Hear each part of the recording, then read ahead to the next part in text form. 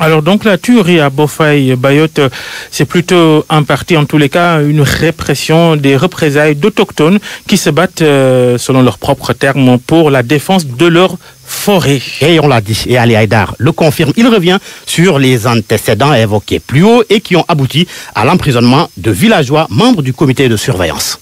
Mais ça fait très longtemps qu'il y a des grandes zones qui sont contrôlées par les forces du MFDC. Aujourd'hui, il y a une réelle accalmie. Et dans son discours, le président de la République a répété qu'il est un homme de paix, un homme de dialogue. Donc maintenant, il revient de construire cette paix avec nos amis qui sont dans la forêt pour avoir une paix durable. Cette affaire-là n'est pas une affaire casamançaise, c'est une affaire de trafiquants qui ont rencontré des populations exaspérées. Et je rappelle qu'il y a des communiqués du MFDC qui ont dit qu'ils interdisaient de couper le bois chez eux. Ils sont malins parce qu'ils se disent, mais s'il n'y a plus de forêt, nous, on va se cacher où, premièrement. Deuxièmement, il y a eu un camion qui a été brûlé par eux sans qu'il y ait une mort d'homme, mais le camion et sa cargaison de bois de veine a été brûlé. Donc, ils ont donné des signes. Quand vous rentrez dans une zone contrôlée par ces gens, il faut leur autorisation. Et en plus, cette histoire, elle est d'autant plus dramatique. Je suis désolé de ce qui s'est passé. Ces populations-là étaient en train de garder la forêt. Un trafiquant a porté plainte contre eux. Et eux se sont retrouvés en prison. Quand ils sont sortis de prison, ils ont dit, bon, maintenant on va régler nos comptes nous-mêmes. Et ils l'ont fait. Je rappelle que